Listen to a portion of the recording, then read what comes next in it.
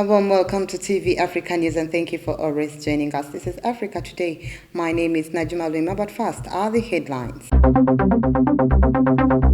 MPs Segirinya Sewanyana released on bail.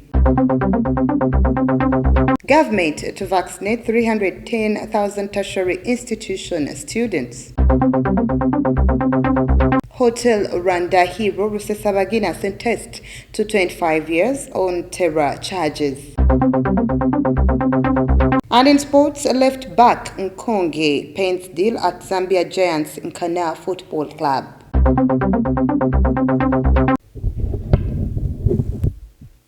A warm welcome once again. Now the news in detail. The High Court in Masaka has released on bail two opposition MPs, including Alan Sewanyana of Makindye West and Muhammad Segirinya of Kawempe North after spending almost 2 weeks in prison over the recent spate of murders. We have more. On Monday, the two legislators, Alan Sewanyana and Muhammad Segirinya, who were not in court physically but via Zoom, were represented by lawyer Elias Lukwago, who convinced court that the duo are entitled to bail, whereas Segirinya has some illness that needs medical attention. The lawyers presented Bukoma Nsimbi Woman Member of Parliament Veronica Nanyondo, Francis Katabazi representing Kalungu East, Ibrahim Semujunganda of Kira Municipality, Christian Ndiwalana of Bukoma Nsimbi North, Francis Zake of Mitiana Municipality, and Walugembe Robert Mawanda as the sureties for the two legislators. After listening from both sides, Justice Victoria Nakintu reasoned with Lukwago and accepted to release the duo on a 20 million shillings cash bail, whereas each of the 6 sureties was asked to pay 100 million shillings as court bond, but not in cash. The Masaka High Court judge explained that the accused are presumed innocent until proven guilty, that consequently it's their right to be released on bail pending the hearing of the case against them. The two members of parliament were recently charged with murder and terrorism following the death of 25 people who were hacked to death by machete-wielding assailants in the Greater Masaka region. The two legislators jailed at Kigo Prison in Wakiso District were however not released on Monday, since by the time the court ended, it was past 5 p.m. and banks where the lawyers were supposed to pay the 20 million shillings had already been closed.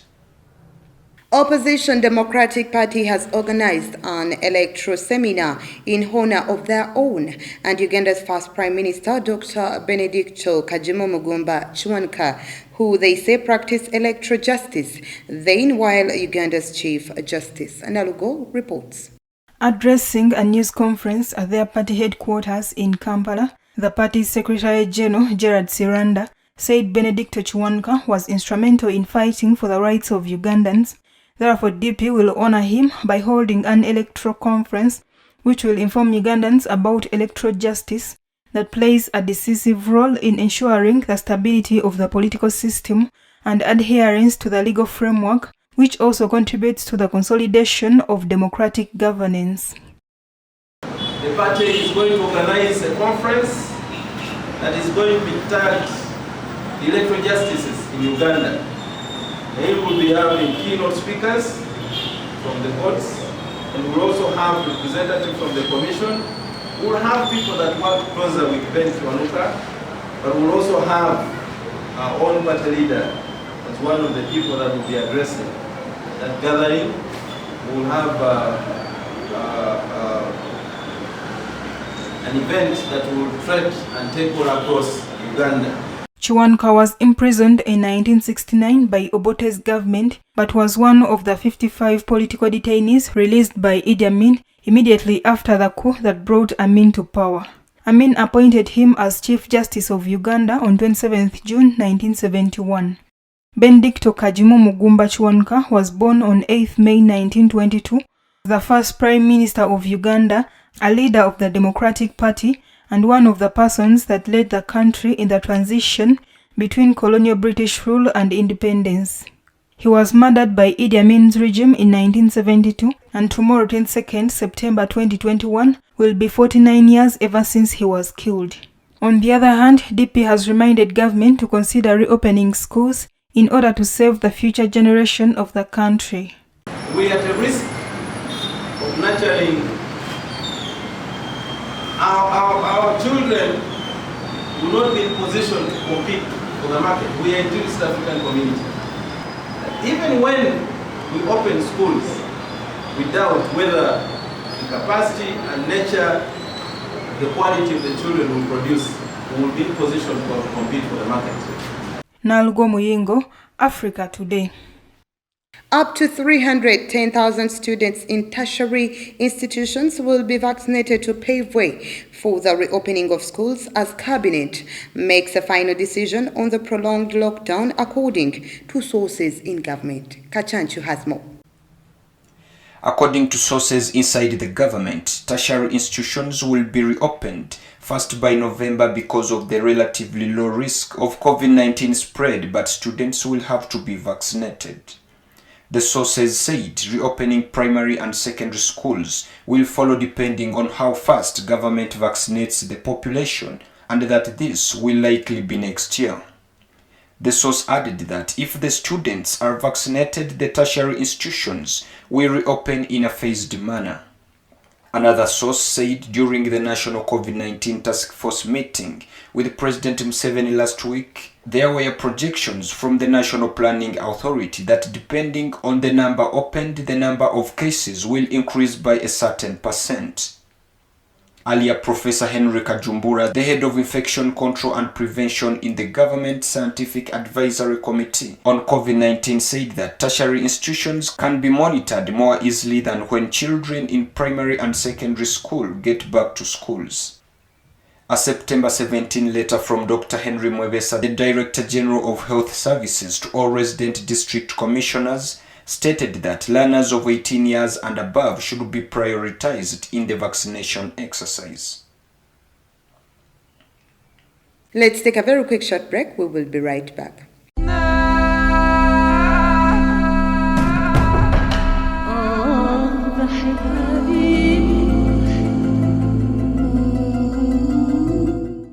Welcome back. You're still watching TV Africa News, The Right to Know.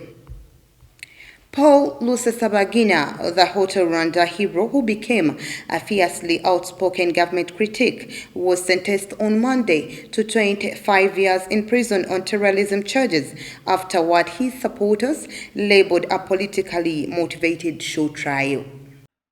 Rusesabagina was convicted by a high court in Kigali of forming a rebel group blamed for deadly gun, grenade and arson attacks in Rwanda in 2018 and 2019. Justice Beatrice Mukamurenzi said at the end of a 7th-month trial that Paul Rusesabagina founded a terrorist organization that attacked Rwanda, which financially contributed to terrorist activities. Rwandan prosecutors had sought a life sentence for Rusesabagina, the 67-year-old former hotelier credited with saving over 1,200 lives during the country's 1994 genocide and whose actions inspired the Hollywood film. But Mukamurenzi said the term should be reduced to 25 years as it was his first conviction. Neither Rusesabagina, whose family has raised concerns about his health, nor his lawyers were in court for the verdict. He is expected to appeal. Security forces were deployed both in and around the court, which was packed with journalists and diplomats from foreign embassies. Rusesabagina, who used his fame to denounce Rwandan leader Paul Kagame as a dictator, has been behind bars since his arrest in August 2020, when a plane he believed was bound for Burundi landed instead in Kigali. Tunisian President Kais Saied announced on Monday that he would appoint a new head of government while keeping in place the emergency measures he had decreed on July 25th to assume full powers. Mr. Said, whose speech at the headquarters of the governorate of Sidi Bouzidi was interrupted several times by a crowd chanting "The people want the dissolution of parliament," also announced that he would pass a new electoral law without disclosing its contours. The November 2019 parliamentary elections held under the current electoral law resulted in a fragmented parliament that allowed the Islamist-inspired party Ennahda, Mr. Said's main opponent, to assume a pivotal role in the coalition. On July 25th, Mr. Said dismissed Prime Minister Hichem Mechichi, suspended the activities of Parliament, and also took over the judiciary for a renewable month before extending these measures on August 24th until further notice. He later spoke of the forthcoming reform of the 2014 constitution, which established a hybrid system, neither presidential nor parliamentary, a source of recurrent conflicts between the two powers.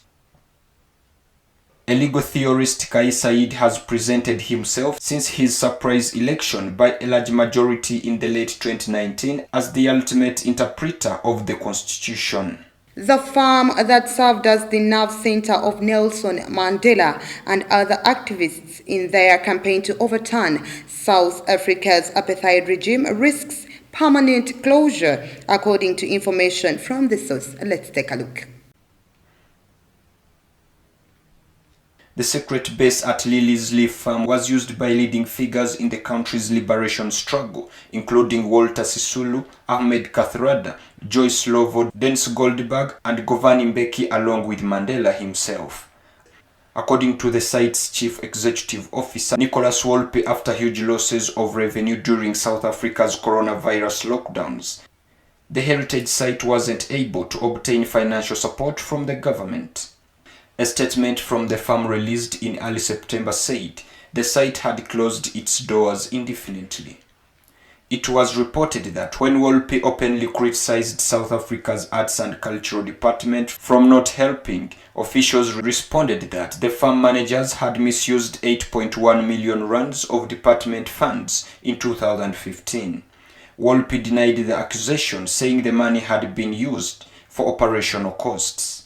He added that while Lily's Leaf Farm had managed to stay away from tokenism, corruption and maladministration for years, now it found itself embedded in it.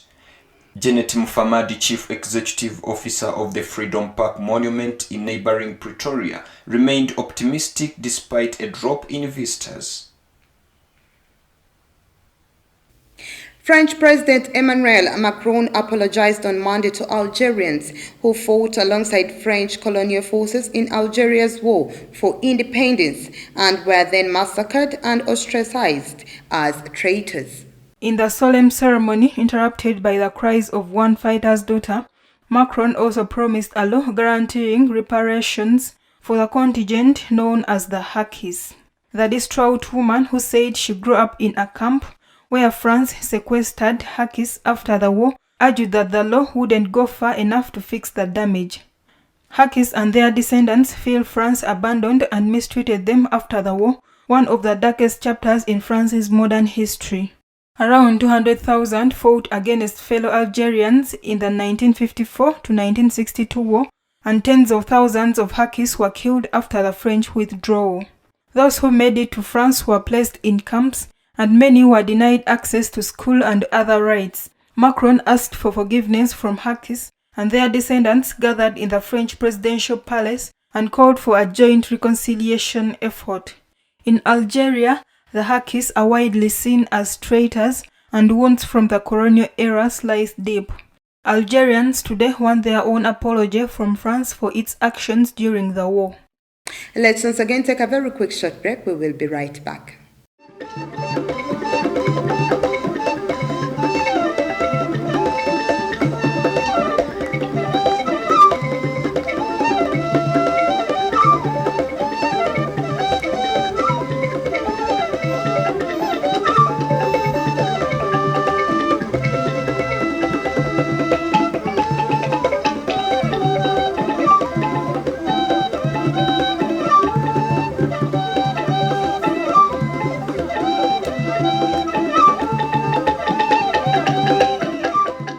Welcome back. You're still watching TV Africa News, The Right to Know. In our business news today, French Defense Minister Florence Parly made her counterpart in Mali on Monday amid rising tensions with the war-torn Sahel state over reports it plans to hire Russian mercenaries. Former colonial power France last week warned Bamako against signing a deal with private security firm Wagner after claims that Mali's army-dominated government is close to hiring 1,000 paramilitaries. France has thousands of troops stationed in Mali. Before the meeting, Pali told journalists that she was traveling to the country to reiterate her government's opposition to Wagner. The Russian private security firm is considered close to Russian President Vladimir Putin and has been accused of committing abuses. On Sunday, Mali's foreign ministry stated without naming any country or Wagner that it would not allow any state to make its choices. Pali's visit comes after months of tense relations between Mali and France, exacerbated by 2 military coups committed within the space of 1 year and in vast semi-arid nation. Among other issues, France is concerned about military strongman Colonel Assimi Goïta's commitment to hold swift elections to return Mali to civilian rule. Paris is also planning a major reduction in troop numbers across the Sahel, with several French army bases in northern Mali set to close by early 2022.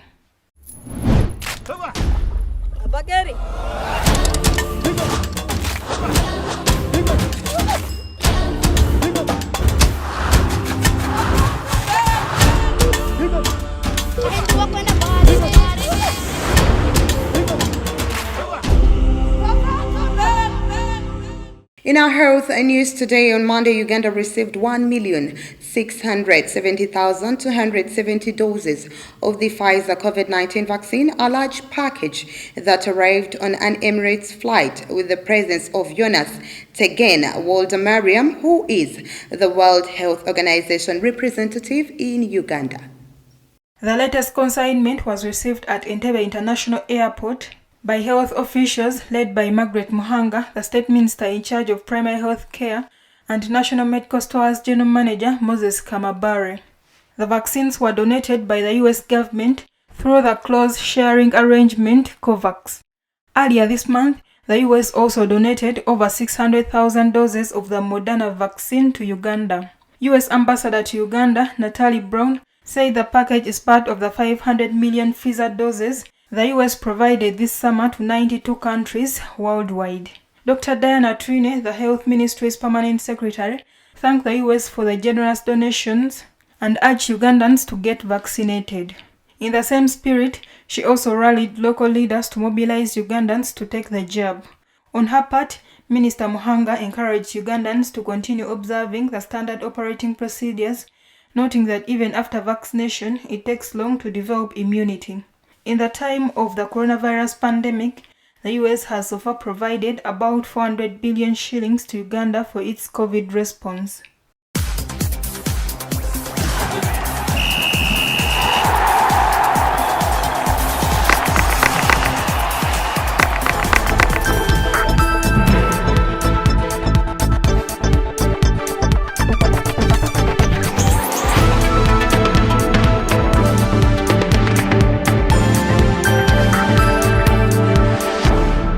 In our sports news today, Ronald Nkonge joined Zambia's record league winner Nkana Football Club from Ugandan side Soltilo Bright Stars after expiry of the employment contract.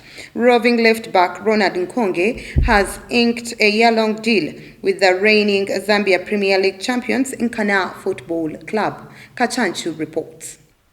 The hard-working diminutive player signed as a free agent after the expiry of his employment contract at Soltilo Bright Stars Football Club. He had since expressed delight upon realizing the childhood dream of playing professional football beyond the peripheries of Uganda. Nkonge said that he is very excited and humbled, having joined Nkana Football Club, one of the best clubs on the African continent and arguably the leading in Zambia. In a special way, he also saluted Soltilo Bright Stars, which gave him the platform and opportunity to showcase his skills back home in Uganda. Nkonge has already started training with the club, also christened as Kalampa or the Red Devils. Nkonge is a proud product of Masaka Secondary School's rich football programs. At Masaka Secondary School, he won the 2015 East African Secondary Schools Championships, the Uganda Cup, and was runners-up in the Copa Coca-Cola National Championships in the year. In the same year, he won the Uganda Cup as well as Uganda Muslim Education Association Cup. As a player at Budusaza team, he was champion in 2016, having been runners-up a year before. During the 2018-2019 season, he was the winner of the Kampala First Division League with Kampala Junior team, a feat that was achieved undefeated throughout the season. In the same season, he played at the Record Masaza Cup Champions in Gomba.